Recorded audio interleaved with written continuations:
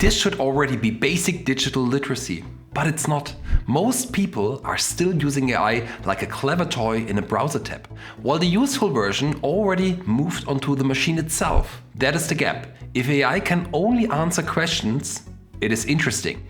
If it can read files, write code, and execute tasks on your computer, it becomes operational. And that is where the leverage is. Not in chatting faster, but in making systems that actually do work for you. A clean presentation from a PDF in a minute. A small custom application from a single prompt. And eventually, even a second brain you can connect to an LLM. So let me show you the minimum you need to use the terminal well enough to stop spectating and start building something useful. No hacker stuff, just the shortest path from passive AI use to practical control in white-collar work and no computer science degree required. For some reason, the terminal still has this reputation as a tool for hackers and specialists. But it's not, it's simply a text interface to your computer. Instead of clicking through folders, you type what you want the machine to do. On a Mac, you already have it. Open Terminal and you are done. On Windows, open PowerShell as administrator. Type WSL --install. And a proper terminal is ready in a few minutes. That is the entire barrier. It looks technical, but functionally it's just a box where you give clear instructions. You only need 4 commands to become useful very quickly. First, ls for list shows me what is here right now. In a fresh WSL home, there is simply nothing.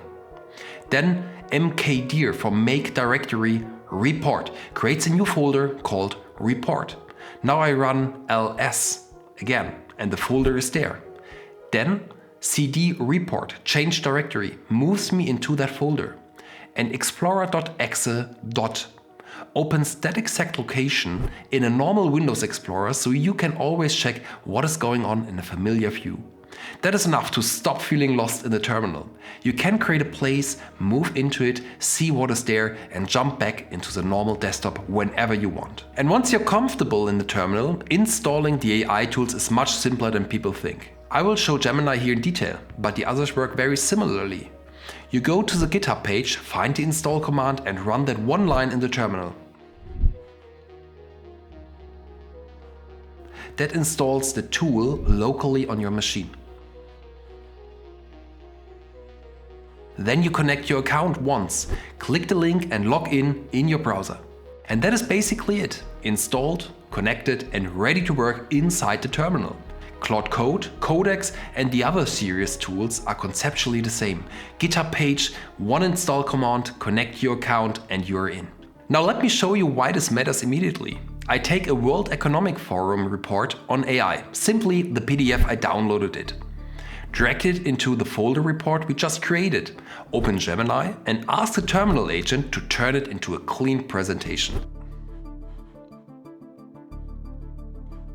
And notice what I'm doing here. I'm giving a clear goal, a clear format and a clear role. That is already good prompting practice. A few seconds later, the presentation is ready. That's the point. The terminal is not about typing code for its own sake. It's about turning files and prompts into finished work. And look at this presentation. It already looks beautiful. And I can iterate on it directly with the large language model until it fits my needs. And now the second step up. Not just a presentation, but your own application from a prompt. I give it a single prompt for polished Workday app. In the morning, I want to enter all my tasks, assign time estimates, and then try to beat my own schedule. And if I finish earlier than expected, I earn free time. That is what makes it useful and honestly a little fun. Watch what happens. It is creating the files, writing the code, and installing what it needs. A short while later, it is done. I run it locally, and the tool tells me exactly which command to use. There is the software. So let's add 2 tasks for the day. 10 minutes for brewing coffee, high priority. And 60 minutes to wipe code a Windows 11 app from scratch, medium priority. Then we start the day. And here's the interesting part. If it's not just a to-do list, it turns your workday into a small game. If I finish a task faster than I estimated, I earn free time.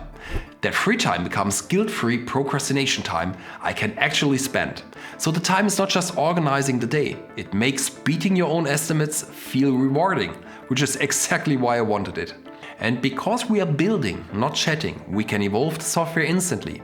I can ask for a better reward animation, a cleaner dashboard, or a new feature like a dark light toggle. 1 sentence, 1 minute, and the app has changed. No long product cycle.